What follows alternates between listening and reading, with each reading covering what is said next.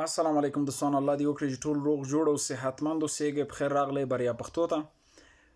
دغه کم کتاب چې تاسو په دې ویډیو باندې ګورئ، ډیپ ورک، دغه کتاب تقریبا 260 ورکې دی چې ما ټول کتاب په 3 ساعتو کې ولوسته او هغه اساسي نظریات مې هم چنان ترې نوٹ کړل.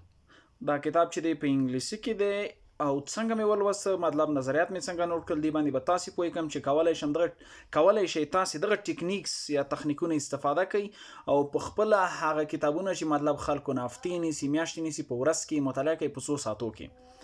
کله چې ما دغه کتاب واخیستل او د دې سایز مې وکته، حجم مې وکته، هغې نه وروسته لاړم د دې اډیو بک مې پیدا کړ. اډیو بک مې په یوټیوب کې چې پیدا کړ تقریبا 9 ساعته او 20 دقیقې، 9 ساعته او 20 دقیقې مستقیما مې را ډاونلوډ کو. چې را ډاونلوډ مې که نو هغې نه لیټر آن مستقیما د دې اډیو بک لسننګ یې ما پلی که چې دغه د دې سپیډ ما په ډبل ایکس کې واچولو، مطلب په 1 ثانیه کې به 2 ثانیې تېرېدی. دا مطلب هغه کسان کولی شي چې انګلیسي کې یو حده پورې روان اوسي، نو مطلب په 1 ثانیه کې 2 ساعته تېرېده. مطلب دا چې که 6 ساعته کتاب چې په 3 ساعتو کې ختمېده، باقي دا 30 دقیقې 15 دقیقې ما نه د هر چپټر کې چې به ما کوم نظر ولید چې اساسي او مهم و، هغه به ما په نوټ بک کې ترې نوټ کوم.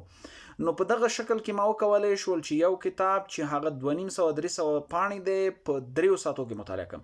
نو تاسې هم چلن کولی شئ دغه ټیکنیکس استفاده کوئ او هر رقم کتاب چې وغواړئ، البته په انګلیسي کې مطالعه یې کړئ په لنډ وخت کې. مننه.